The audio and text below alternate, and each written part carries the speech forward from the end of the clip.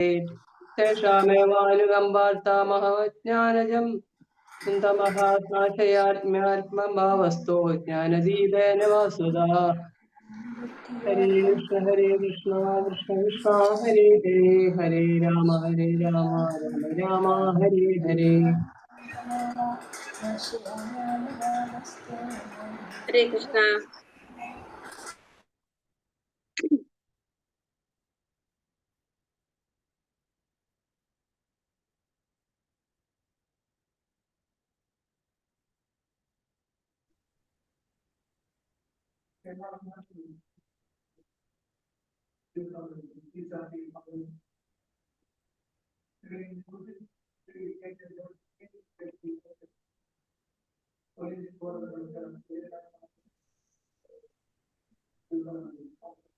हरे कृष्णा। हरे कृष्णा। ओम नमो भगवते वासुदेवाय। वासुदेवाय। ओम नमो भगवते वासुदेवाय। तिमिरान्धस्य ज्ञानाञ्जनाशलाकया चक्षुरुन्मीलितं येन तस्मै श्रीगुरवे नमः। नमो विष्णुपादाय कृष्णप्रेष्ठाय भूतले श्रीमते भक्तिवेदान्त स्वामिनिति नामिने। नमस्ते सारस्वते देवे गौरवाणी प्रचारिणे निर्विशेष शून्यवादी पाश्चात्यदेशतारिणे।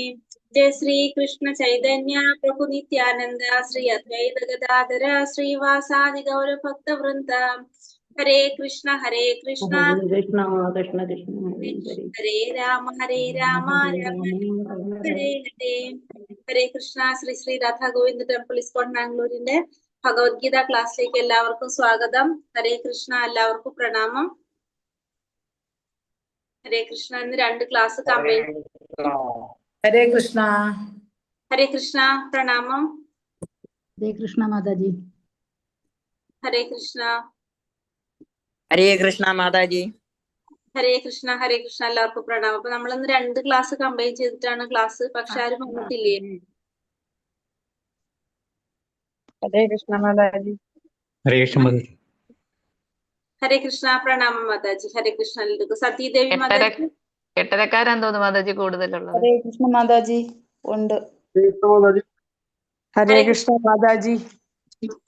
ഹരേ കൃഷ്ണ. ഞാനും ഉണ്ട്. മാതാജി എത്ര പേരുണ്ട് മാതാജി?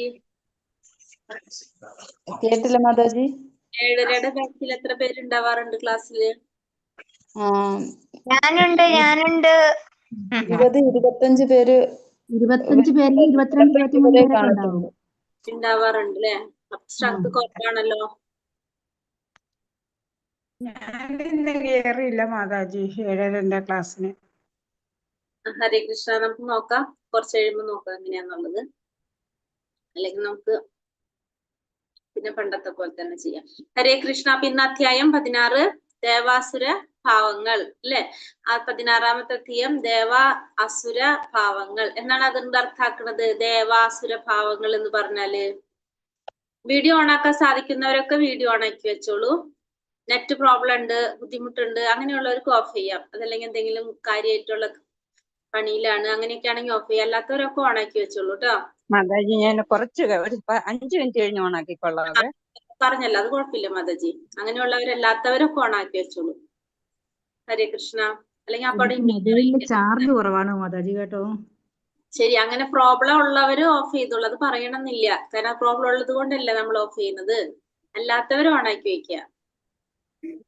ഹരേ കൃഷ്ണ. നമ്മളിത് ആരെയും ബോധിപ്പിക്കണ്ടല്ലോ, ഭഗവാൻ ഉണ്ടല്ലോ എല്ലാത്തിനും സാക്ഷിയായിട്ട് നമുക്ക് അല്ലെ? തീർച്ചയായും. ഹരേ കൃഷ്ണ. അപ്പൊ നമ്മള് ഇന്ന് എന്താണ്? അധ്യായം 16 ദേവാസുര ഭാവങ്ങൾ. ദേവ അസുര ഭാവങ്ങൾ എന്ന് വെച്ചാൽ എന്താണ്? സ്വഭാവത്തെ കുറിച്ചല്ലേ മാതാജി? ഹരേ കൃഷ്ണ. അതാണ് ഞാൻ അങ്ങോട്ട് ചോദിക്കുന്നത്. ദേവാസുര ഭാവം എന്ന് വെച്ചാൽ അസുരന്മാരുടെ ദേവന്മാരുടെ സ്വഭാവമല്ലേ ഇതിനകത്ത് വ്യത്യസ്തമായിട്ടുള്ള? അതാരാണ് ഈ അസുരന്മാരും ദേവന്മാരും? നമ്മൾ തന്നെയാണ്. നമ്മളിൽ ആ രണ്ടും ഉണ്ട്, ദേവവും ഉണ്ട് അസുരനും ഉണ്ട്. നമ്മളിൽ 2 വിഭാഗം ഉണ്ടല്ലോ മാതാജി, ദേവന്മാരും ഉണ്ട് അസുരന്മാരും ഉണ്ട്. ദൈവിക സ്വഭാവമുള്ളവരും ആസുരിക സ്വഭാവമുള്ളവരും. അതായത് നമ്മളിൽ തന്നെ എന്തുണ്ട്? ദൈവിക ഗുണങ്ങളും ഉണ്ട്, അസുര ഗുണങ്ങളും ഉണ്ട്, അല്ലാത്തവരും ഉണ്ട്. നമ്മളെ ഉള്ളിൽ തന്നെ ഉണ്ട്. അപ്പൊ അത് നമ്മളെ ഉള്ളില് ചില സമയത്ത് നമുക്ക് എന്ത് വരും? ദൈവിക ഗുണങ്ങൾ വരും അല്ലെ? പറയുമ്പോ അപ്പൊ നമുക്ക് എന്ത് വരും? ആസുരിക സ്വഭാവം വരും. ആസുരിക സ്വഭാവം. മറ്റുള്ള കാര്യങ്ങൾ പറയുമ്പോൾ ദൈവിക സ്വഭാവം വരും, അല്ലാത്തപ്പോ നമുക്ക് ആസുരിക സ്വഭാവം വരും.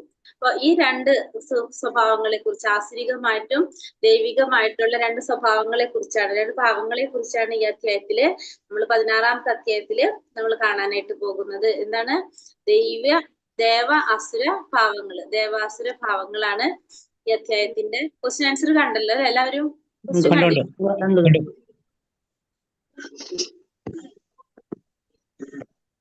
ദേവാസുര ഭാവങ്ങൾ, അതാണ് 16ാമത്തെ അധ്യായം.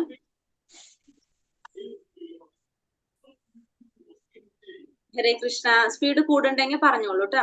ഹരേ കൃഷ്ണ. ഓം നമോ ഭഗവതേ വാസുദേവായ. ശ്രീ ശ്രീ രത്നഗോവിന്ദ് की जय, श्री प्रभुपाद की जय. हरे कृष्ण. श्री भगवानुवाच अभयं सत्त्वसंशुतिर्ज्ञानयोगा व्यवस्थितिः दानं दमश्च यज्ञश्च स्वाध्यायस्तप आर्जवम् अहिंसा सत्यमक्रोधः त्यागः शान्तिरपैशुनम् दया भूतेषु लोलुप्तं मार्दवं ह्रीरचापलं तेजे क्षमा धृति शौचं अद्रोहं नातिमानिता भवन्ति सम्पदं दैवी अभिजातस्य भारत. എന്താണ് ഭഗവാൻ ഇതിൽ പറയുന്നത്? പരമദിവ്യോത്തമ പുരുഷൻ പറഞ്ഞു, ഭഗവാൻ പറഞ്ഞു. എന്താ ഭഗവാൻ പറയുന്നത്? ഹേ ഭാരത, ഹേ ഭാരത, നിർഭയത, അസ്തിത്വത്തിന്റെ ശുദ്ധി, ആധ്യാത്മിക ജ്ഞാനനിഷ്ഠ, ദാനം, ആത്മനിയന്ത്രണം, യജ്ഞം, വേദപഠനം, തപസ്, ലാളിത്യം, അഹിംസ, സത്യം, ക്രോധമില്ലായ്മ, ത്യാഗം, ശാന്തി, പരദൂഷണത്തിൽ വെറുപ്പ്, സർവജീവികളോടും കാരുണ്യം, ലോഭമില്ലായ്മ, മൃദുല സ്വഭാവം, വിനയം, സ്ഥിരനിശ്ചയം, തേജസ്, ക്ഷമ, ധൈര്യം, ശൗചം, അസൂയാരാഹിത്യം, ബഹുമതിക്കുള്ള വാഞ്ചയില്ലായ്മ, ഇതെല്ലാം ദിവ്യപ്രകൃതിയാൽ അനുഗ്രഹീതരായ ദൈവികതയുള്ളവർക്കുള്ള ഗുണങ്ങളാണ്. അപ്പൊ ഫസ്റ്റ് തന്നെ ഭഗവാൻ ഇവിടെ ആരെ കുറിച്ചാ പറയുന്നത്? ദൈവികതയുള്ളവരുടെ സ്വഭാവത്തെ കുറിച്ചാണ് പറയുന്നത്, ദൈവിക ഗുണങ്ങളുള്ളവരെ കുറിച്ചാണ് പറയുന്നത്. അപ്പൊ ദേവാസുര ഭാവങ്ങൾ, ദേവന്മാരുടെ ഭാവങ്ങളുണ്ടാവും, അസുരന്മാരുടെ ഭാവങ്ങളുണ്ട്. അതില് ഫസ്റ്റ് ഭഗവാൻ ദൈവിക ഗുണങ്ങളെ കുറിച്ചാണ് ഭഗവാൻ പറയുന്നത്. എന്തൊക്കെയാണ് ദൈവിക ഗുണങ്ങളുള്ളവരുടെ ലക്ഷണങ്ങള്, അല്ലെങ്കിൽ ഏതൊക്കെ ഗുണങ്ങളാണ് ദൈവികതയിലുള്ളവർക്ക് കാണുന്നത്? ഒന്ന് കാരുണ്യം, നിർഭയതയാണല്ലേ ഫസ്റ്റ് പറയുന്നത്.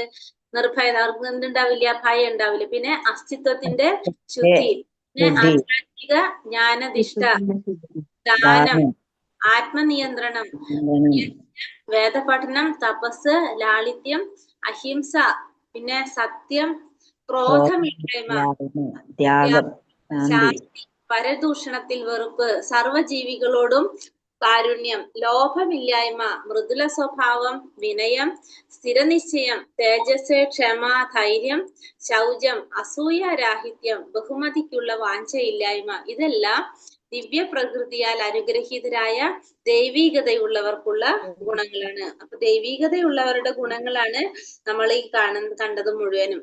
ഈ 26 ഗുണങ്ങളാണ് ഇതിലുള്ളത്. ഈ ഗുണങ്ങൾ മുഴുവൻ ആർക്കുള്ളതാണ്? ദൈവികതയിലുള്ളവർക്ക്, അതായത് ദിവ്യ പ്രകൃതിയാൽ അനുഗ്രഹീതരായവർക്കുള്ള ദൈവികതയുള്ളവർക്കുള്ള ഗുണങ്ങളാണ് 26 എണ്ണം. ഇതിൽ നമുക്ക് ഏതൊക്കെ ഗുണങ്ങളുണ്ട് നോക്കിക്കോളൂ ഓരോരുത്തരും, അല്ലെ? ഏതൊക്കെയാണ് പറയുന്നത്? നിർഭയത, അസ്തിത്വത്തിന്റെ ശുദ്ധി, ആധ്യാത്മിക ജ്ഞാനനിഷ്ഠ, ദാനം, ആത്മനിയന്ത്രണം, യജ്ഞം, വേദപഠനം, തപസ്, ലാളിത്യം, അഹിംസ, സത്യം, ക്രോധമില്ലായ്മ, ത്യാഗം, ശാന്തി, പരദൂഷണത്തിൽ വെറുപ്പ്, സർവജീവികളോടും കാരുണ്യം, ലോഭമില്ലായ്മ, മൃദുല സ്വഭാവം, വിനയം, സ്ഥിരനിശ്ചയം, തപസ്, ക്ഷമ, ധൈര്യം, ശൗചം, അസൂയാരാഹിത്യം, ഇതെല്ലാം ദിവ്യപ്രകൃതിയാൽ അനുഗ്രഹീതരായ ദൈവികതയുള്ളവർക്കുള്ള ഗുണങ്ങളാണ്. അപ്പോ ഇത്രയും ഗുണങ്ങൾ നമുക്ക് ഉണ്ടെങ്കിൽ നമ്മളും എങ്ങനെയാണ്? ദിവ്യപ്രകൃതിയാൽ അനുഗ്രഹീതരായവരാണ് നമ്മളും, അതായത് ദൈവിക സ്വഭാവമുള്ളവരാണ് നമ്മളെന്നും പറയാം. പക്ഷെ നമുക്ക് ഈ എല്ലാ ഗുണങ്ങളും ഉണ്ടോ? ഉണ്ടാവൂല മാതാജി, ഒരിക്കലും ഉണ്ടാവൂല. നമ്മൾ ഉണ്ടാക്കാനാണ് നമ്മളൊക്കെ എല്ലാ ഗുണങ്ങളും പകുതി പോലും കാണുകയില്ല. എല്ലാ ഗുണമൊന്നുമില്ല, ഒരു 2-3 ഉണ്ട്. 5-6 ഉണ്ടാവും. 5-6 4 ഗുണങ്ങളുണ്ട്. ഏതൊക്കെയാണ്? വിനയുണ്ട്, സർവജീവികളോട് കാരുണ്യുണ്ട്, ഉണ്ട് സർവജീവികളോടുള്ള ലാളിത്യമുണ്ട്, പരദൂഷണത്തിൽ വെറുപ്പുണ്ട്. അഹിംസ ഉണ്ട്. കാരുണ്യം, വേദപഠനം ഉണ്ട്, നമുക്ക് വേദപഠനം, അഹിംസ അഹിംസ ഉണ്ട്. അഹിംസ, അഹിംസ ഉണ്ട്. ബഹുമതിക്കുള്ള വാഞ്ചയില്ലായ്മ. അടുത്ത ലെവൽ 4 എത്തുമ്പോഴേക്കും നമ്മൾ ഇതിൽ 26 എണ്ണത്തേക്ക് ഒരു 10 എണ്ണെങ്കിലും ആക്കാൻ പറ്റുമോ നമുക്ക്? ശ്രമിക്കണം മാതാജി. ക്ഷമയുണ്ട്, ശ്രമിക്കാം. എനിക്ക് കുറച്ചധികം ശ്രമിക്കണം എന്നുള്ളത്. ശ്രമിക്കാം. ക്ഷമ നമ്മൾ വേറൊരു വീട്ടിൽ ആത്മനിയന്ത്രണം ഉണ്ടായാലും കുറെ കാര്യങ്ങൾ ശരിയാകും അല്ലേ? സത്യമാണ്. ഇപ്പൊ ഒരു കാര്യം ചെയ്താൽ മതി, നാമം ജപിച്ചാൽ മതി. നാമം ജപിച്ചു കഴിഞ്ഞാൽ ഭഗവാൻ എന്താ പറഞ്ഞത്? നാമം ജപിച്ചു കഴിഞ്ഞാൽ ബൈ പ്രൊഡക്റ്റ് പോലെ മറ്റതൊക്കെ തന്നെത്താനെ വന്നു ചേരുന്ന പറഞ്ഞത് അല്ലേ? വേറെ ഒന്നും നമ്മൾ പ്രത്യേകിച്ച് ചെയ്യേണ്ട ആവശ്യമില്ല എന്ന് നമ്മൾ കണ്ടു. അതുകൊണ്ട് നാമം ജപിച്ചാൽ മാത്രം മതി. അപ്പൊ നമുക്ക് ലെവൽ 4 ഒക്കെ ആകുമ്പോഴേക്കും നമുക്ക് ഇതിൽ കുറെ ഗുണങ്ങൾ അപ്പൊ ഒന്നും കൂടി നമുക്ക് വായിക്കാം ഇത്. അപ്പൊ നമുക്ക് വായിക്കുമ്പോ കുറച്ചും കൂടി ഗുണങ്ങള് ഇതിൽ വന്നിട്ടുണ്ടായി നമുക്ക്. ഇപ്പൊ ഉള്ള ഗുണങ്ങൾ നമ്മള് വരച്ചു വെക്കോ, ഇതൊക്കെ ഉണ്ട്, ഇനി ഇതൊക്കെ വേണ്ടതാണ്. അപ്പൊ അത് കുറച്ച് എത്തുമ്പോഴേക്കും ഓരോരോന്ന് ഗുണങ്ങളായിട്ട് നമുക്ക് വന്നുകൊണ്ടിരിക്കും. നമ്മളത് വരുത്താനായിട്ട് ശ്രമിക്കാം. ഹരേ കൃഷ്ണ മാതാജി. ഇപ്പൊ വന്നതേ ഉള്ളൂ പുറത്തു പോയിട്ട്. ഹരേ കൃഷ്ണ.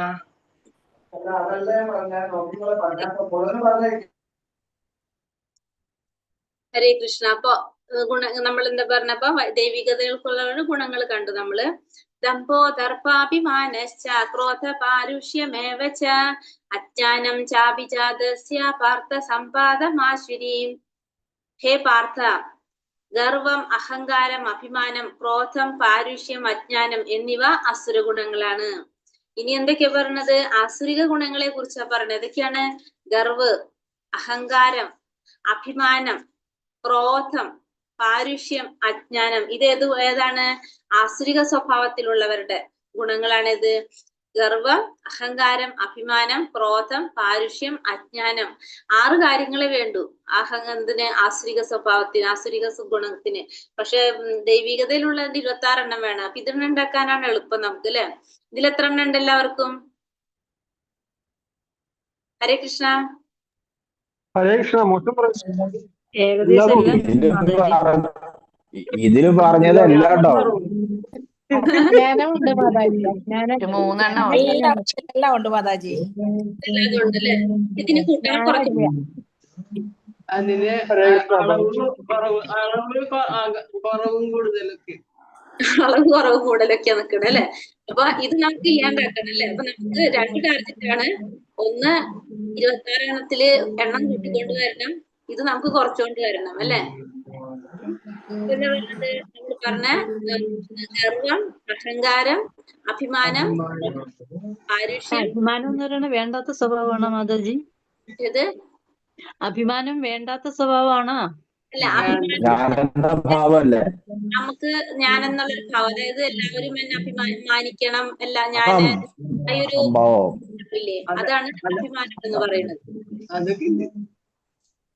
നമ്മൾ പറയില്ല എല്ലാവരും എന്നെ ബഹുമാനിക്കണം, എന്നെ എല്ലാവരും ആദരിക്കണം എന്നൊക്കെ ചിന്തിക്കുന്ന ഒരു സ്വഭാവം ഉണ്ടല്ലോ. എല്ലാവരും നമ്മളെ ഞാനാണ് ബെസ്റ്റ് പറയാൻ വേണ്ടിയിട്ടുള്ള അതാണ് അഭിമാനം. അപ്പൊ ക്രോധം, പാരുഷ്യം, അജ്ഞാനം ഇതൊക്കെ എന്താണ്? ആസുരികമായിട്ടുള്ള ഗുണങ്ങളാണെന്ന് പറയണം. അപ്പൊ ആസുരിക സ്വഭാവം നമ്മൾ കണ്ടു, ആസുരിക സ്വഭാവത്തിലുള്ളവരുടെ ഗുണങ്ങളും കണ്ടു, ദൈവികതയിലുള്ളവരുടെ ഗുണങ്ങളും നമ്മള് കണ്ടു.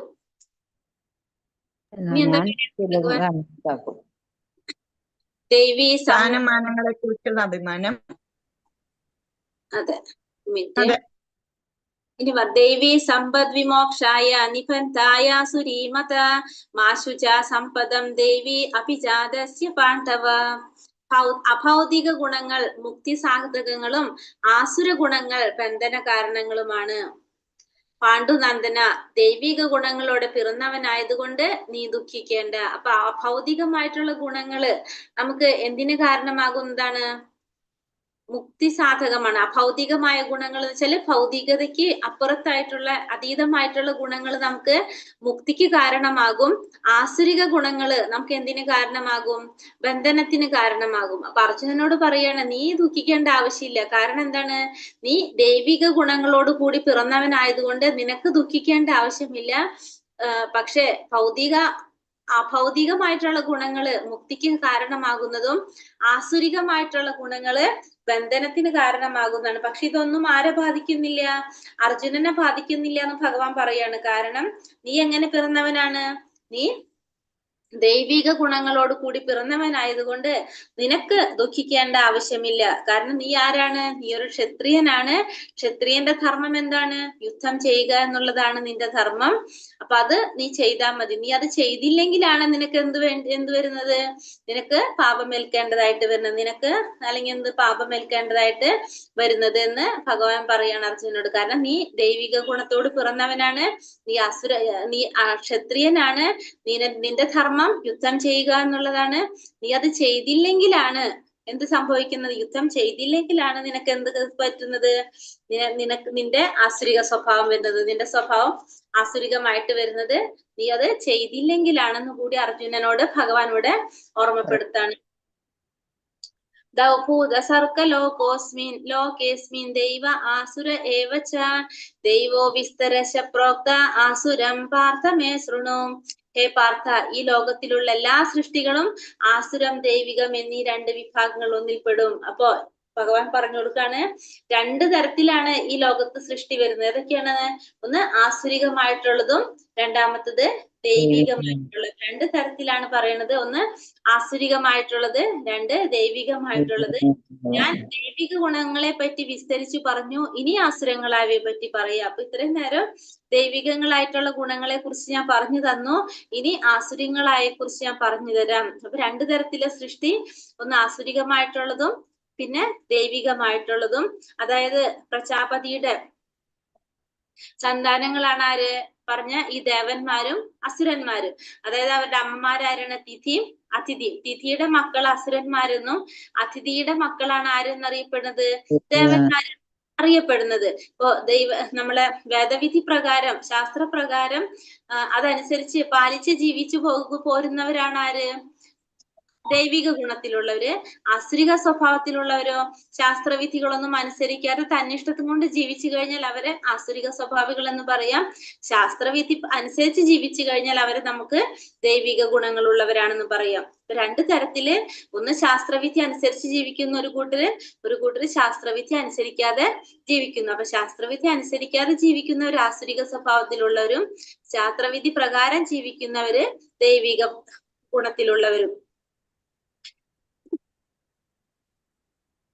പ്രവൃത്തിം ച നിവർത്തിം ച ജനാനാ വിതുരാസുരഃ ന ശൗചം നാപി ചാചാരോ ന സത്യം തേഷു വിദ്യത്തെ. ചെയ്യേണ്ടത് എന്താണെന്നോ ചെയ്യരുതാത്തത് എന്തെന്നോ അസുര സ്വഭാവികൾക്ക് അറിഞ്ഞുകൂടാ. വിശുദ്ധിയോ നല്ല പെരുമാറ്റമോ സത്യസന്ധതയോ അവർക്കില്ല. അപ്പൊ ചെയ്യേണ്ടത് എന്താണെന്നോ ചെയ്യരുതാത്തത് എന്താണെന്നോ, എന്തൊക്കെ ചെയ്യണം എന്തൊന്നും ചെയ്യാൻ പാടില്ല എന്നുള്ളത് ആർക്കറിയാൻ സാധിക്കില്ല?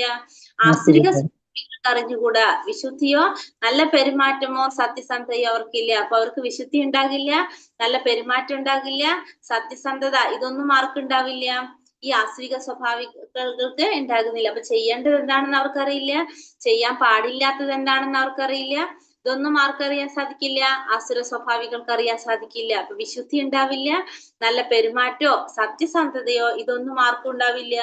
ഈ ആസുരിക സ്വഭാവത്തിലുള്ളവർക്ക് ഉണ്ടാകില്ല. അവർ ചെയ്യുന്നത് അവർക്ക് പോലും മനസ്സിലാവില്ല. അവർ എന്താ ചെയ്യുന്നത്, എന്തിനാ ചെയ്യുന്നത് എന്നുള്ളത് അവർക്ക് പോലും മനസ്സിലാവില്ല. അങ്ങനെയാണ് ആരുടെ സ്വഭാവം വരുന്നത്? ഈ ആസുരിക സ്വഭാവത്തിലുള്ള ആളുകളുടെ സ്വഭാവം വരുന്നത്.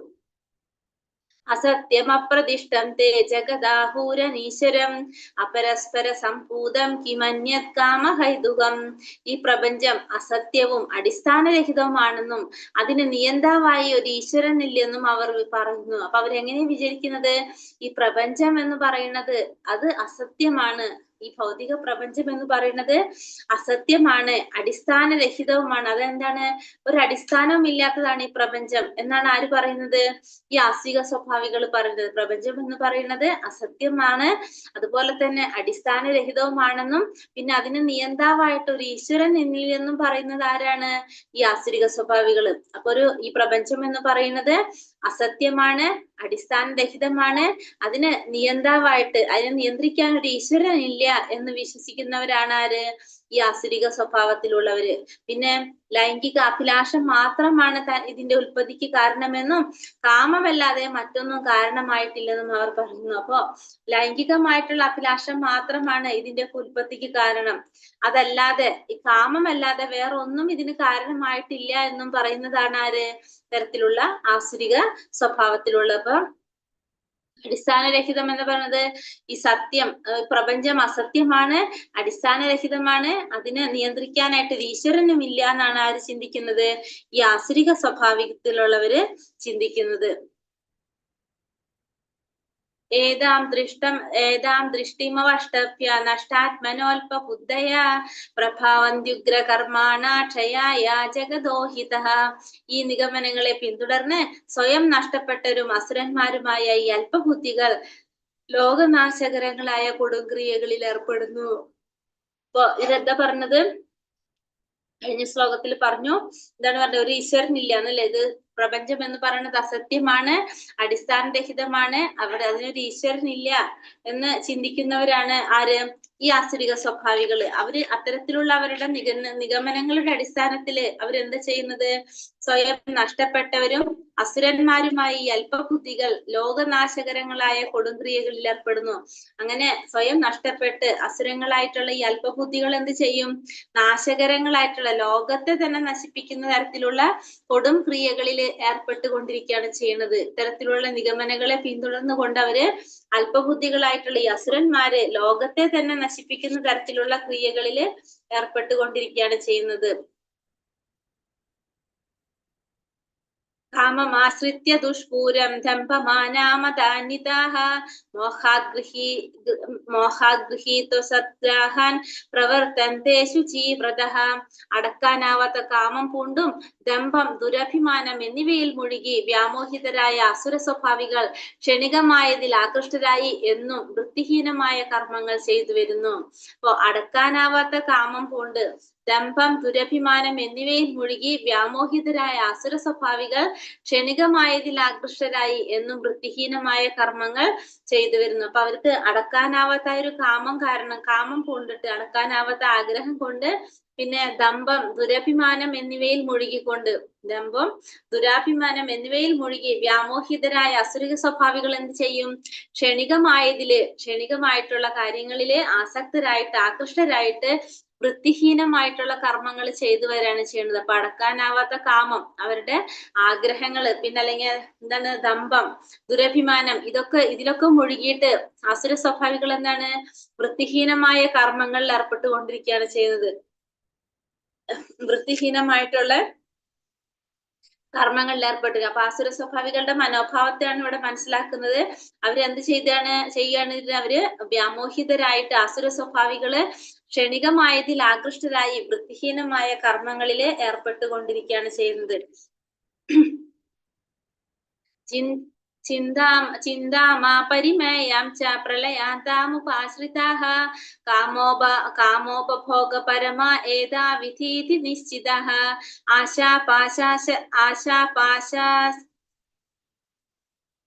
ആശാപാശാശതൈർബദ്ധ കാമ ക്രോധാപരായണഃ ഈഹന്തെ കാമഭോഗാർത്ഥം അന്യാനേർത്ഥ സഞ്ചയാൻ. ഇന്ദ്രിയ സന്ദർപ്പണമാണ് മാനുഷിക സംസ്കാരത്തിന്റെ പ്രധാന ആവശ്യം എന്നവർ കരുതുന്നു. അപ്പോ ഇന്ദ്രിയ സന്ദർപ്പണമാണ് മനുഷ്യ സംസ്കാരത്തിന്റെ പ്രധാന ആവശ്യം എന്നാണ് ആര് കരുതുന്നത്? ആരാണ് കരുതുന്നത്? ഇന്ദ്രിയ സ്വഭാവികൾ. മനുഷ്യ സംസ്കാരത്തിന്റെ പ്രധാന ആവശ്യം എന്ന് ആസുര സ്വഭാവികള് കരുതുന്നു. ഇക്കാരണത്താൽ ജീവിത അവസാനം വരെയും അളവറ്റ വ്യാകുലതയോടെ കഴിഞ്ഞുകൂടേണ്ടതായിട്ട് വരും. അതുകൊണ്ട് തന്നെ ജീവിത അവസാനം വരെ അളവറ്റ വ്യാകുലതയോടെ കഴിഞ്ഞുകൂടേണ്ടതായിട്ട് ആർക്ക് വരാണ്? ഇത്തരത്തിലുള്ള അസുര സ്വഭാവികൾക്ക് വരാണ് ചെയ്യുന്നത്. അനേകം ആയിരം ആഗ്രഹങ്ങളുടെ വലക്കെട്ടിലകപ്പെട്ട കാമക്രോധങ്ങൾക്ക് അധീനരായി സുഖഭോഗങ്ങൾക്കായി അന്യായമായിട്ടെങ്കിലും അവർ ധനം സമ്പാദിക്കുന്നു. അപ്പൊ അനേകായിരം ആഗ്രഹങ്ങളുടെ വലയ്ക്കകപ്പെട്ടിട്ട് കുറെ ആഗ്രഹങ്ങൾ ഉണ്ടാവും. ഈ ആഗ്രഹങ്ങളുടെ ഒക്കെ വലയിൽപ്പെട്ടിട്ട് ഈ കാമക്രോധാദികൾക്ക് അധീനരായിട്ട് സുഖഭോഗങ്ങൾക്കായിട്ട് അവരെന്ത് ചെയ്യേണ്ടി വരും?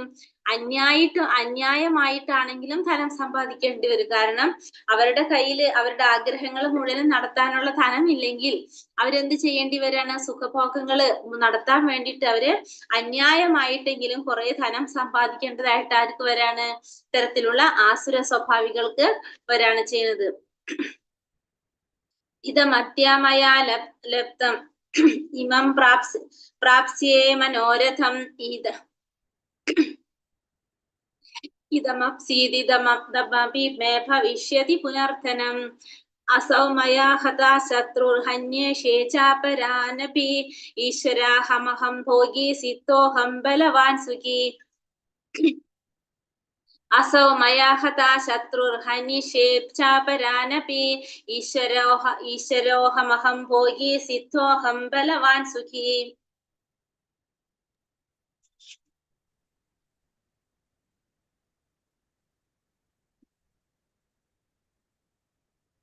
ഒരെണ്ണം കൂടി ഇല്ല, തെറ്റ് ഇവിടെ ആയിട്ടുള്ള. ആഠോഭിജനവാനസ്മി കോന്യോ സ്ത്രീ സദൃ ആഢ്യോബി എന്നല്ലേ? അതെ, അത് അവിടെ 2 പ്രാവശ്യം എഴുതിപ്പോയതാ. ഒരു ശ്ലോകം തന്നെ എഴുതിപ്പോയിട്ടുണ്ട് അവിടെ. അത് ആഠോഭിജനവാനസ്മി കോന്യോസ്തി സദൃശ്യോ മയായേക്ഷ്യ ദാസ്യാമി മോതിഷ ഇത്യജ്ഞാനാവിമോഹിതാഃ.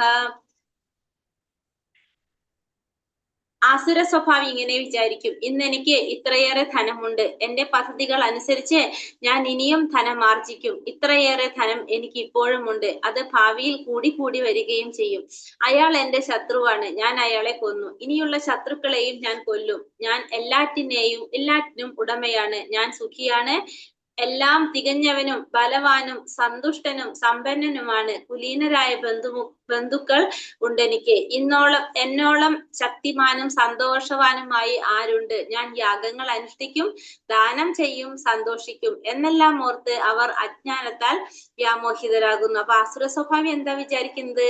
ഇന്ന് എനിക്ക് ഇത്രയേറെ ധനമുണ്ട്. അപ്പൊ ആസുര സ്വഭാവി വിചാരിക്കാൻ എന്റെ കയ്യിൽ കുറെ ധനമുണ്ട്, പിന്നെ എന്റെ പദ്ധതികൾ അനുസരിച്ച് ഞാൻ ഇനിയും ധനം ആർജിക്കും, എന്റെ പദ്ധതികൾ അനുസരിച്ച് ഞാൻ ഇനിയും ധനം ഉണ്ടാക്കിക്കൊണ്ടേയിരിക്കും. ഇത്രയേറെ ധനം എനിക്ക് ഇപ്പോഴും ഉണ്ട്, അത് ഭാവിയിൽ കൂടി വരികയും ചെയ്യും. അയാൾ എന്റെ ശത്രുവാണ്, ഞാൻ അയാളെ കൊന്നു. ഇനിയുള്ള ശത്രുക്കളെയും ഞാൻ എന്ത് ചെയ്യും? കൊല്ലും. അപ്പൊ എന്റെ കയ്യില് ധനമുണ്ട്, ഇനി ഞാൻ കുറെ പദ്ധതികൾ ഞാൻ പ്ലാൻ ചെയ്തിട്ടുണ്ടല്ലോ, അപ്പൊ അതനുസരിച്ച് ഇനിയും ഞാൻ ധനം സമ്പാദിക്കും. എനിക്കപ്പോ കുറെ ധനം ഉണ്ടാവും, ഭാവിയിൽ അത് കൂടി വരികയും, പിന്നെ ഇയാൾ എന്റെ ശത്രുവാണ്, അയാളെ ഞാൻ കൊന്നു, ഇനിയുള്ള ശത്രുക്കളെ ഞാൻ കൊല്ലും. കാരണം ഞാനാണ് എല്ലാറ്റിന്റെയും ഉടമ. ഞാൻ എന്തിനു വേണ്ടി ജനിച്ചതാണ്? സുഖിക്കാൻ വേണ്ടി ജനിച്ചതാണ്. എല്ലാം തികഞ്ഞവനും ബലവാനും സന്തുഷ്ടനും സമ്പന്നനുമാണ് ഞാൻ. പിന്നെ കുലീനരായിട്ടുള്ള കുറെ ബന്ധുക്കളുണ്ട് എനിക്ക്. ശക്തിമാനും സന്തോഷവാനായിട്ട് വേറെ ആരാണുള്ളത്? എല്ലാ യാഗങ്ങളും ഞാൻ അനുഷ്ഠിക്കും, ദാനം ചെയ്യും, സന്തോഷിക്കും എന്നെല്ലാം ഓർത്ത് അജ്ഞാനത്താൽ വ്യാമോഹിതരാകുന്നു. അപ്പൊ ഇതെല്ലാം ഓർത്തിട്ട് ഞാൻ എന്ത് ചെയ്തുകൊണ്ടിരിക്കുകയാണ്? അജ്ഞാനത്താല് മോഹിതരാവാണ് ചെയ്യുന്നത്.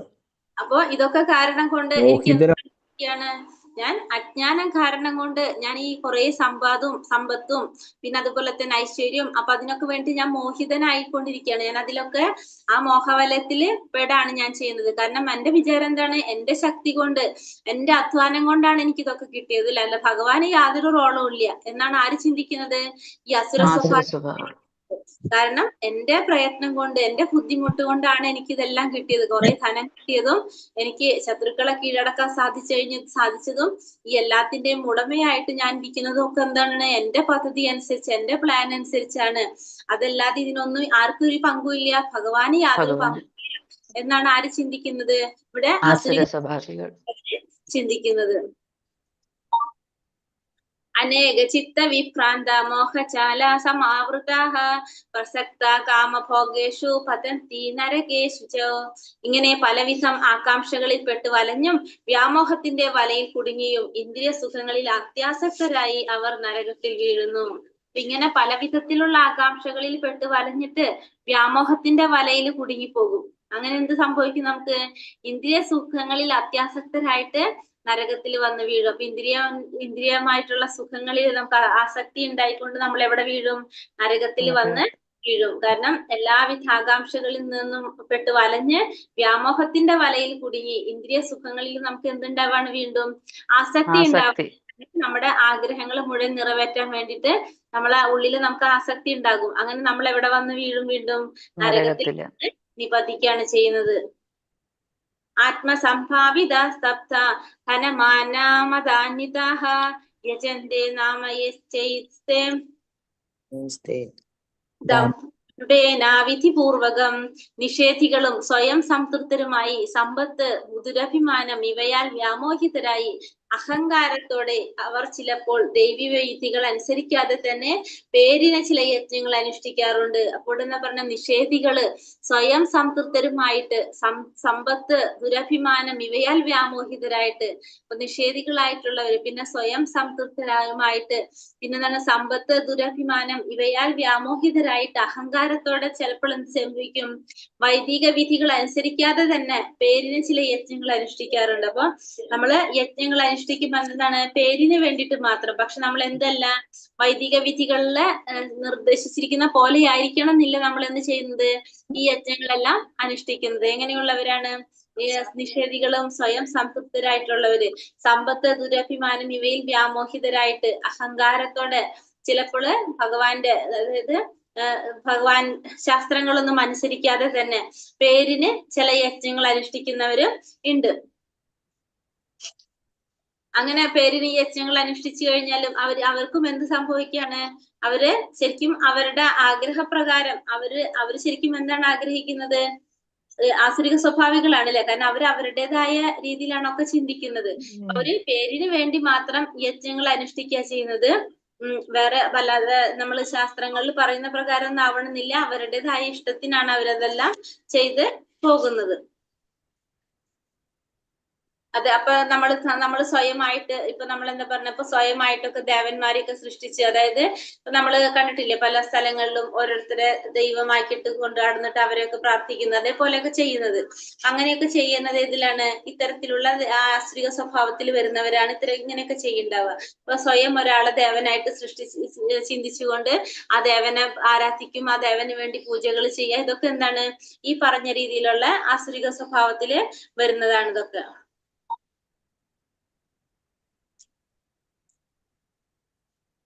അഹങ്കാരം ബലം ദർപ്പം കാമം ക്രോധം ച സംശ്രിതഃ മാമാത്മാ പരദേഹേഷു പ്രതിഷ്യന്തോപ്യസൂയകഃ.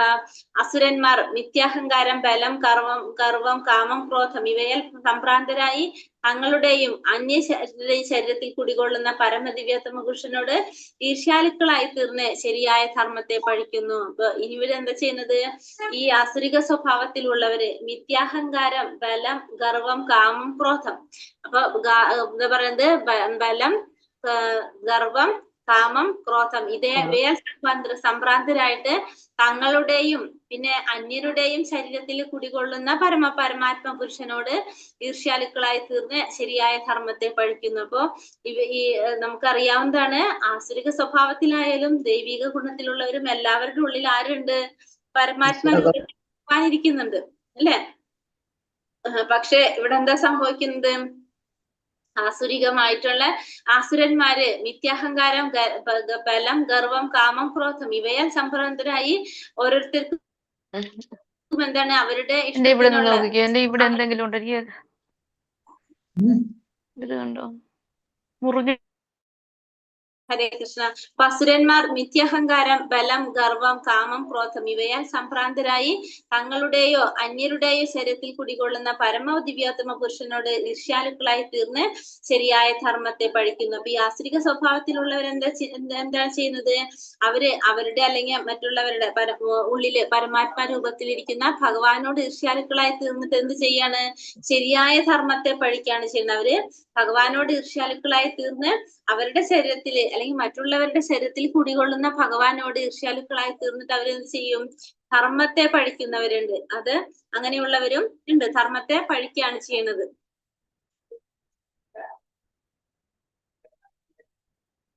താനേഹം തിഷതാ ക്രൂരാൻ സംസാരേഷു നരാധമാൻ ക്ഷിപാമ്യജസ്ര അശുഭാൻ ആസുരീം യോനിഷു. ഈർഷ്യാലുക്കളും ദുർബുദ്ധികളുമായ ഈ മനുഷ്യാധമന്മാരെ ഭൗതിക ജീവിത സാഗരത്തിലെ ആസുര യോനികളിൽ തന്നെ വീണ്ടും വീണ്ടും ജനിപ്പിക്കുന്നു. അപ്പൊ അങ്ങനെയുള്ളവരെ ഭഗവാൻ എന്ത് ചെയ്യും? വീണ്ടും വീണ്ടും എവിടെ തന്നെ ജനിപ്പിക്കും? ഈ ആസുരിക യോനികളിൽ തന്നെ അവരെ ജനിപ്പിക്കുകയാണ് ചെയ്യുന്നത്. അപ്പൊ ഇപ്പൊ ഈ പറഞ്ഞ രീതിയിൽ കഴിഞ്ഞ ശ്ലോകത്തിൽ പറഞ്ഞു അല്ലെ, ഈ പറഞ്ഞ പോലെ അസുരന്മാര് മിഥ്യാഹങ്കാരം കൊണ്ട് ബലം, ഗർവം, കാമം, ക്രോധം ഇവയെ സംഭ്രാന്തരായിട്ട് തങ്ങളുടെ അല്ലെങ്കിൽ മറ്റുള്ളവരുടെ ഒക്കെ ശരീരത്തിൽ കുടികൊണ്ടിരിക്കുന്ന ആ പരമദിവ്യോത്തമമായ പുരുഷനോട് ഈർഷ്യാലുക്കളായി തീർന്നിട്ട് എന്ത് ചെയ്യും? ധർമ്മത്തെ പഴിക്കുന്നവരുണ്ട്. അപ്പൊ അങ്ങനെയുള്ള ആ മനുഷ്യാധമന്മാരെ വീണ്ടും ഭഗവാൻ എന്ത് ചെയ്യാണ്? ഭൗതിക ജീവിതത്തിലെ സാഗരത്തിലെ ആസുര യോനികളിൽ തന്നെ വീണ്ടും വീണ്ടും ജനിപ്പിക്കും. അപ്പൊ ഭൗതിക ലോകത്തിലെ എന്തുണ്ട്? ഭൗതിക ലോകത്തിലെ ആ സാഗരം, ഭൗതിക ജീവിതത്തിൽ ആ ദുഃഖസാഗരത്തിൽ അല്ലെങ്കിൽ ആസുര യോനിയില് അത്തരത്തിലുള്ള വ്യക്തികളെ വീണ്ടും വീണ്ടും ഭഗവാൻ ജനിപ്പിക്കുകയാണ് ചെയ്യുന്നത്. എങ്ങനെ? ഭഗവാൻ അവരോട് എന്ത് തോന്നുവാണ്? ഈർഷ്യ തോന്നുക, ദേഷ്യം തോന്നാണ്. പിന്നെ ദുർബുദ്ധികളായിട്ടുള്ള ഈ മനുഷ്യാധമന്മാര്, അപ്പൊ ഈ ദുർബുദ്ധികളായിട്ടുള്ള മനുഷ്യാധമന്മാരോട് ഭഗവാൻ ഒരിക്കലും എന്തുണ്ടാകുന്നില്ല? കാരുണ്യം കാണുന്നില്ല. കാരണം ഭഗവാൻ ശരിക്കും ആരാണ്? കാരുണ്യവാനാണ്. ഭഗവാന്റെ ഭക്തന്മാർക്ക് എപ്പോഴും കാരുണ്യം കോരിച്ചൊരിയുന്നതാണ് ആര്? ഭഗവാന്റെ കാരുണ്യമാണ് എല്ലാവർക്കും കിട്ടുന്നത്. പക്ഷെ ഇത്തരത്തിലുള്ള ആസുര യോനിയിലുള്ളവരടുത്ത് ഭഗവാൻ ഒരിക്കലും എന്ത് കാണിക്കുന്നില്ല? കാരുണ്യം കാണിക്കുന്നില്ല എന്ന് പറയണം. കാരണം അവരെ ഭൗതിക ലോകത്തില് അവരെ വീണ്ടും വീണ്ടും ഈ പറഞ്ഞ പോലെ തന്നെ അസുര യോനികളിൽ തന്നെ ഭഗവാൻ വീണ്ടും വീണ്ടും ജനിപ്പിക്കുകയാണ് ചെയ്യുന്നത്. ഭഗവാനെ കുറിച്ച് അറിയാനുള്ള ഒരു അവസരം അവർക്ക് ഭഗവാൻ ഉണ്ടാക്കി കൊടുക്കുന്നില്ല എന്നുള്ളത് ഇവിടെ എടുത്ത് നമ്മളോട് പറയാണ്.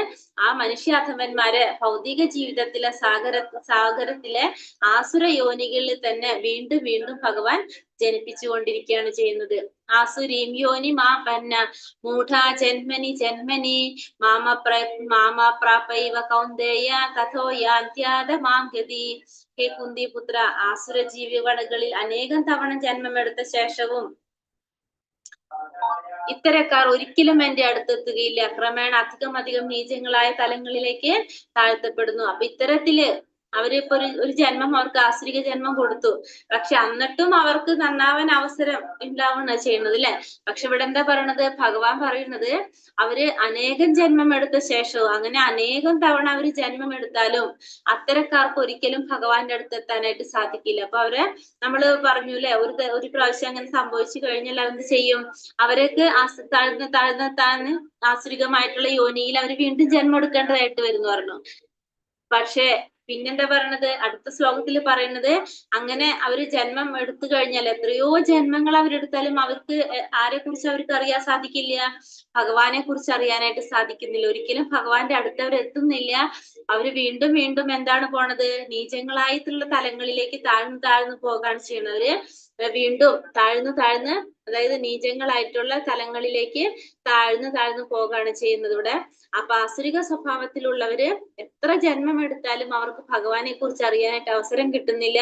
അവര് വീണ്ടും വീണ്ടും താഴ്ന്ന തലങ്ങളിലേക്ക് പോയിക്കൊണ്ടിരിക്കുകയാണ് ചെയ്യുന്നത്. അപ്പൊ ഭഗവാൻ അവരോട് ഭക്തവത്സലനാണ്. ഭഗവാൻ എല്ലാവർക്കും കാരുണ്യം ചൊരിയുന്ന ഭഗവാൻ ഇവരോട് എന്ത് കാണിക്കുന്നില്ല?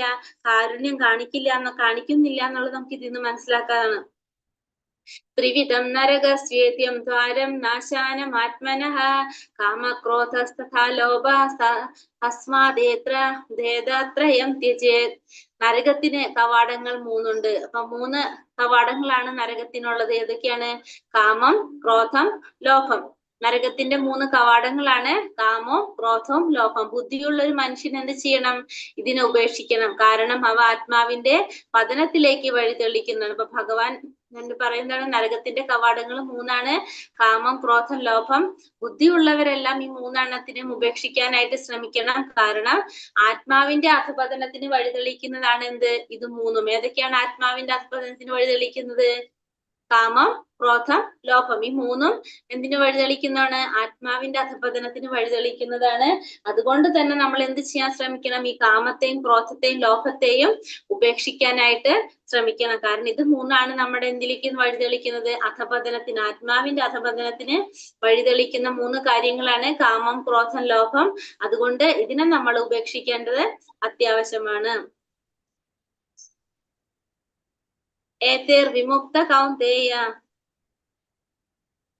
തമോ ദ്വാരൈസ്ത്രീർനരഃ ആചാര്യാത്മനാശ്രയ സതോ യാതി പരാം ഗതിം. കുന്തിപുത്ര, ഈ 3 നരകദ്വാരങ്ങളിൽ നിന്ന് രക്ഷ പ്രാപിച്ചവർ ആത്മസാക്ഷാത്കാരത്തിന് ഒതുങ്ങുന്ന കർമ്മങ്ങൾ ചെയ്ത് ക്രമേണ പരമപദത്തിലെത്തും. പിന്നെന്താ പറഞ്ഞത്? ഈ 3 നരകദ്വാരങ്ങളിൽ നിന്ന് രക്ഷ പ്രാപിച്ചു കഴിഞ്ഞാൽ, ഈ 3 നരകദ്വാരങ്ങളിൽ നിന്ന് രക്ഷ പ്രാപിച്ചു കഴിഞ്ഞാൽ എന്താണ്? ആത്മസാക്ഷാത്കാരത്തിന് ഉതകുന്ന കർമ്മങ്ങൾ ചെയ്തുകൊണ്ട് പരമപദത്തിലെത്താനായിട്ട് സാധിക്കും. അപ്പൊ 3 നരകദ്വാരങ്ങൾ ഏതൊക്കെയാണ്? കാമം, ക്രോധം, ലോഭം. ഈ 3 നിന്ന് നമുക്ക് രക്ഷ പ്രാപിക്കാൻ കഴിഞ്ഞാല് നമുക്ക് പിന്നെ എന്ത് ചെയ്യാൻ സാധിക്കും? ആത്മസാക്ഷാത്കാരത്തിന് ഉതകുന്ന കർമ്മങ്ങൾ ചെയ്തുകൊണ്ട് ക്രമേണ പരമപദത്തിലേക്ക് വരാനായിട്ട് സാധിക്കും. അപ്പൊ നമ്മൾ ആദ്യം തന്നെ നമ്മൾ എന്ത് ചെയ്യണം? കാമക്രോധ ലോഭങ്ങളിൽ നിന്നൊക്കെ നമ്മൾ എന്ത് ചെയ്യണം? മുക്തി നേടണം. അതിൽ നിന്നൊക്കെ നമുക്ക് മോചനം നേടണം. അങ്ങനെ നമുക്ക് പിന്നെ എന്ത് ചെയ്യാൻ സാധിക്കും? ആത്മസാക്ഷാത്കാരത്തിന് ഉതകുന്ന കർമ്മങ്ങൾ ചെയ്യാനായിട്ട് സാധിക്കും. അങ്ങനെ ചെയ്തുകൊണ്ട് നമുക്ക് ക്രമേണ പരമപദത്തിൽ വരാനായിട്ട് സാധിക്കും. ആദ്യം തന്നെ നമ്മൾ എന്ത് ചെയ്യണം? കാമം, ക്രോധം, ലോഭം ഇതിൽ നിന്ന് നമുക്ക് രക്ഷ നേടണം. അതിനുശേഷം നമ്മൾ എന്ത് ശ്രമിക്കണം? ആത്മസാക്ഷാത്കാരത്തിന് ശ്രമിക്കണം. ആത്മസാക്ഷാത്കാരം എന്ന് വെച്ചാൽ എന്താണ്? മനസ്സും ശരീരവും ബുദ്ധിയും എല്ലാം ആർക്ക് വേണ്ടി സമർപ്പിക്കുക? ഭഗവാന് വേണ്ടി സമർപ്പിക്കുക. ഇതാണ് ആത്മസാക്ഷാത്കാരം. ആത്മസാക്ഷാത്കാരത്തിന് ശ്രമിച്ച് നമുക്ക് കർമ്മങ്ങൾ മുഴുവൻ നമ്മൾ ആർക്ക് സമർപ്പിക്കണം? ഭഗവാന് സമർപ്പിക്കുക. അങ്ങനെ ക്രമേണ നമുക്ക് പരമപദത്തിൽ ഉയരാനായിട്ട് സാധിക്കും. യസ്യാസ്രാവിധി മുത്സൃജ്യ വർത്തതേ കാമകാരതഃ ന സാ സിദ്ധിമവാപ്നോതി ന സുഖം ന പരാം ഗതിം. ശാസ്ത്രവിഹിതങ്ങളായ വചനങ്ങളെ കണക്കിലെടുക്കാതെ തന്നിഷ്ടം പോലെ പ്രവർത്തിക്കുന്നവർക്ക് പരിപൂർണതയെയോ പരമലക്ഷ്യപ്രാപ്തിയോ സുഖം പോലും ഉണ്ടാകില്ല. അപ്പൊ ഈ ശാസ്ത്രവിധികളൊന്നും അനുസരിക്കാത്തവർക്ക്, ശാസ്ത്രങ്ങളിൽ പറഞ്ഞിരിക്കുന്ന കാര്യങ്ങളൊന്നും പാലിക്കാത്തവർക്ക്, അല്ലെങ്കിൽ കണക്കിലെടുക്കാത്തവർക്ക്, തന്നിഷ്ടം പോലെ പ്രവർത്തിക്കുന്നവർക്ക് എന്തുണ്ടാവില്ല? പരിപൂർണത ഉണ്ടാവില്ല, പരമലക്ഷ്യപ്രാപ്തി ഉണ്ടാവില്ല, സുഖം പോലും നേടാനായിട്ട് സാധിക്കില്ല. അപ്പൊ ശാസ്ത്രത്തിൽ പറഞ്ഞിരിക്കുന്ന പ്രകാരം അല്ലെങ്കിൽ ശാസ്ത്രവിധികൾ അനുസരിക്കുന്നില്ല, പിന്നെ തന്നിഷ്ടം പോലെ പ്രവർത്തിക്കാണ്, പിന്നെ പരിപൂർണത നേടാൻ സാധിച്ചിട്ടില്ല, പരമലക്ഷ്യപ്രാപ്തിയോ സുഖം പരിപൂർണത നേടാൻ സാധിക്കില്ല. അങ്ങനെയുള്ളവർക്കൊന്നും സാധിക്കില്ല പരമലക്ഷ്യപ്രാപ്തി നേടാനോ സുഖം പോലും അനുഭവിക്കാനോ സാധിക്കില്ല. എങ്ങനെയുള്ളവർക്ക്? ശാസ്ത്രവിഹിതങ്ങളായിട്ടുള്ള വചനങ്ങളെ കണക്കിലെടുക്കാതെ തന്നിഷ്ടം പോലെ പ്രവർത്തിക്കുന്നവർക്ക്. ശാസ്ത്രത്തിൽ പറഞ്ഞിരിക്കുന്ന പ്രകാരം എന്ത് ചെയ്യുന്നില്ല? വചനങ്ങളെ കണക്കിലെടുക്കുന്നില്ല. അതല്ലെങ്കിൽ നമ്മൾ ശാസ്ത്രത്തിൽ പറഞ്ഞിരിക്കുന്ന പ്രകാരം നമ്മൾ ജീവിക്കുന്നില്ല. അങ്ങനെയുള്ളവർക്ക് എന്തുണ്ടാവില്ല? പരിപൂർണത നേടാൻ സാധിക്കില്ല, പരമലക്ഷ്യപ്രാപ്തിക്ക് സാധിക്കില്ല, സുഖം പോലും നേടാനായിട്ട് അവർക്ക് സാധിക്കില്ല എന്ന് പറയണം. എങ്ങനെ? ശാസ്ത്രവിധികളായ വചനങ്ങളെ കണക്കിലെടുക്കാതെ തന്നിഷ്ടം പോലെ പ്രവർത്തിക്കുന്നവർക്ക് പരിപൂർണത നേടാനോ പരമലക്ഷ്യപ്രാപ്തി നേടാനോ സുഖം നേടാൻ പോലും അവർക്കൊന്നും സാധിക്കുന്നില്ല എന്നുള്ളത് ഭഗവാൻ ഇവിടെ പറഞ്ഞുതരാണ്. അതുകൊണ്ട് എന്താ ചെയ്യേണ്ടത്? തസ്മാത് ശാസ്ത്രം പ്രമാണം തേ കാര്യകാര്യാവ്യവസ്ഥിതൗ ജ്ഞാത്വാ ശാസ്ത്രവിധോ നോക്തം കർമ്മ കർത്തൂമി ഹർഹസി. അതുകൊണ്ട് എന്ത് ചെയ്യണം, എന്ത് ചെയ്യാൻ പാടില്ല എന്ന് കർമ്മശാസ്ത്രങ്ങളുടെ അടിസ്ഥാനത്തിൽ ഒരാൾ മനസ്സിലാക്കണം. അതുകൊണ്ട് തന്നെ ഒരു വ്യക്തി എന്ത് ചെയ്യണം, എന്താണ് ചെയ്യേണ്ടത്, എന്താണ് ചെയ്യാൻ പാടില്ലാത്തത് എന്നുള്ളത് കർമ്മശാസ്ത്രങ്ങളുടെ അടിസ്ഥാനത്തിലായിരിക്കണം ഒരാൾ മനസ്സിലാക്കേണ്ടത്. ഈ നിയമ നിബന്ധനകൾ പഠിച്ചറിഞ്ഞ ശേഷം മാത്രം പ്രവർത്തിക്കുക. തന്മൂലം ക്രമേണ ഉന്നതി പ്രാപിക്കും. അപ്പോ എന്ത് ചെയ്യണം, എന്ത് ചെയ്യാൻ പാടില്ല എന്നുള്ളത് എങ്ങനെയാണ് കർമ്മശാസ്ത്രങ്ങളിൽ പറയുന്നത് അനുസരിച്ചാണ് ഒരാൾക്ക് മനസ്സിലാക്കാനായിട്ട് സാധിക്കുന്നത്. ഈ നിയമ നിബന്ധനകൾ പഠിച്ചറിഞ്ഞ ശേഷം മാത്രം പ്രവർത്തിക്കുക. തന്മൂലം ക്രമേണ ഉന്നതി പ്രാപിക്കാനായിട്ട് സാധിക്കും. അപ്പൊ നമ്മൾ ചാടി കയറിയിട്ട് നമ്മൾ ചെയ്യാതെ നമ്മൾ എന്ത് ചെയ്യണം, നമ്മൾ ആദ്യം തന്നെ ഇതിന്റെ നിയമവശങ്ങളെല്ലാം നമ്മൾ മനസ്സിലാക്കി നമ്മൾ പഠിക്കണം. അപ്പൊ നമ്മൾ പഠിച്ചതിന് ശേഷമായിരിക്കണം നമ്മൾ എന്തിൽ വരേണ്ടത്, പ്രാവർത്തികമാക്കാനായിട്ട് ശ്രമിക്കേണ്ടത്. ഇപ്പൊ എന്താണ് ചെയ്യേണ്ടത്, എന്താണ് ചെയ്യാൻ പാടില്ലാത്തത് എന്നുള്ളത് ധർമ്മശാസ്ത്രങ്ങളുടെ അടിസ്ഥാനത്തിൽ നമ്മൾ മനസ്സിലാക്കണം. പിന്നെ ഇതെല്ലാം പഠിച്ചറിഞ്ഞതിന് ശേഷം മാത്രം പ്രവർത്തിക്കുക. അപ്പൊ നമുക്ക് കാലക്രമേണ നമുക്ക് എന്ത് ചെയ്യാൻ സാധിക്കും, ഉന്നതി പ്രാപിക്കാനായിട്ട് നമുക്ക് സാധിക്കും.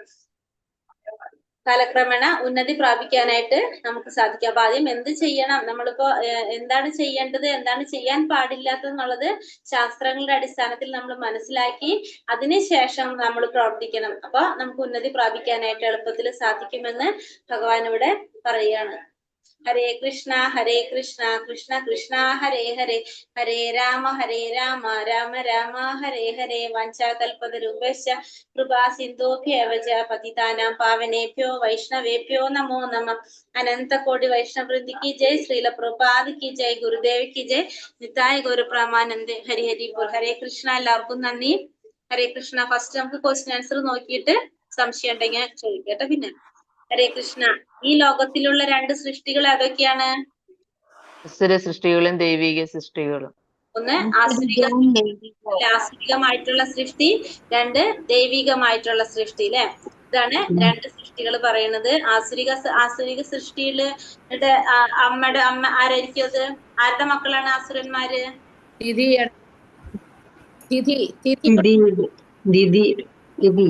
മക്കളും പിന്നെ അതിഥിയുടെ മക്കളും ദേവന്മാരും. ലക്ഷണങ്ങൾ എന്തൊക്കെയാണ്? അഹങ്കാരം, അഭിമാനം, ക്രോധം, പാരുഷ്യം, അജ്ഞാനം. പാരുഷ്യം. 6 കാര്യങ്ങൾ പറഞ്ഞിട്ടുണ്ട് അല്ലെ. ഏതൊക്കെയാണ് പറഞ്ഞ? 6 പോയിന്റ് അല്ലേ പറഞ്ഞത്?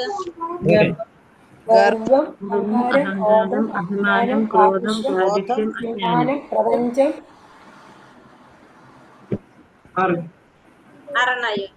അപ്പം അഹങ്കാരം, അഭിമാനം, ക്രോധം, പാരുഷ്യം, അജ്ഞാനം, ഇതൊക്കെയാണ് ആസുരിക സ്വഭാവത്തിലുള്ളവരുടെ ലക്ഷണങ്ങൾ. ഇനി അടുത്തത് ഇന്ദ്രിയ സംതൃപ്തമാണ് മാനുഷിക സംസ്കാരത്തിന്റെ പ്രധാന ആവശ്യമെന്ന് കരുതുന്നവർ ആരാണ്? ആസുരിക സ്വഭാവത്തിലുള്ളവർ വിചാരിക്കുന്ന എന്താണ്, നമ്മളൊക്കെ സൃഷ്ടിച്ചിരിക്കുന്നത് എന്തിനു വേണ്ടിയിട്ടാണ്? നമ്മുടെ സുഖത്തിന് വേണ്ടിയിട്ടാണ് അല്ലെ, നമ്മുടെ സന്തോഷത്തിന് വേണ്ടിയിട്ടാണ്. അപ്പൊ നമ്മൾ എന്താണ് ചെയ്യേണ്ടത്?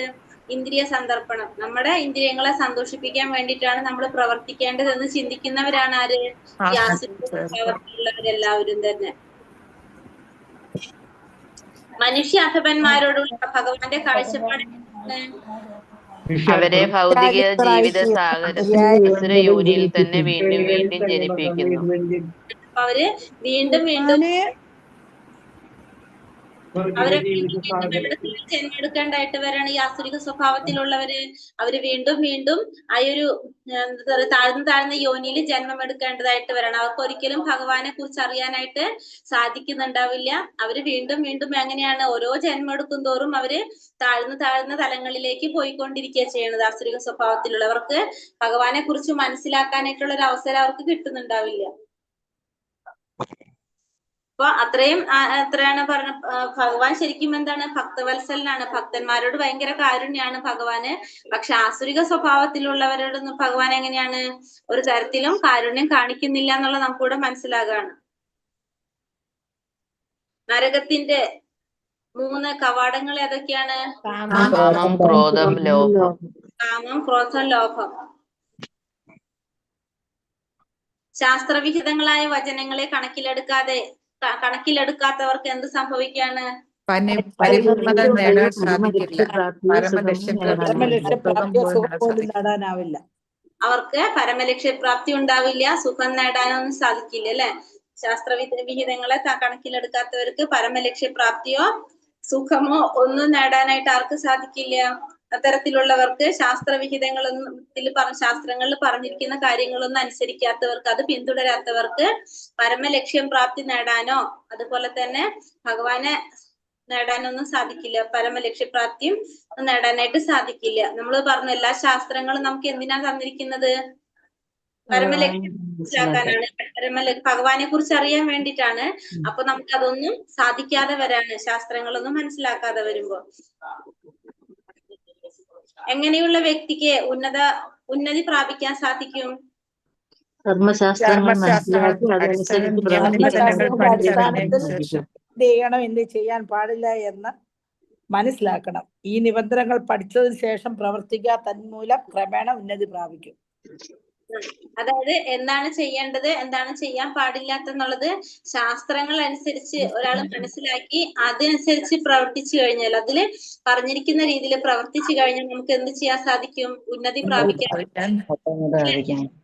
എങ്ങനെയുള്ളവർക്കാണ് ഉന്നതി പ്രാപിക്കാൻ സാധിക്കുക? നമ്മൾ ശാസ്ത്രങ്ങളിൽ പറഞ്ഞിരിക്കുന്ന പ്രകാരം എന്താണ് ചെയ്യേണ്ടത്, എന്താണ് ചെയ്യാൻ പാടില്ലാത്തത് നമ്മൾ മനസ്സിലാക്കണം. അത് മനസ്സിലാക്കിയിട്ട് അതനുസരിച്ച് നമ്മൾ പ്രവർത്തിച്ചു കഴിഞ്ഞാൽ സ്വാഭാവികമായിട്ടും നമുക്ക് എന്ത് സാധിക്കും? നമുക്ക് ഉന്നതി പ്രാപിക്കാനും നമ്മൾ ആ പരമ ലക്ഷ്യം എന്താണോ അത് നേടാനായിട്ട് സാധിക്കും. എന്താണ് നമ്മുടെ പരമമായ ലക്ഷ്യം? ഭഗവാനിൽ എത്തിച്ചേരല്ല. പരമമായ ധർമ്മം നമ്മുടെ എന്താണ്? പരമമായ ധർമ്മം സേവനം ആണ് നമ്മുടെ അപ്പൊ അത് നമുക്കത് അതിലെത്താനായിട്ട്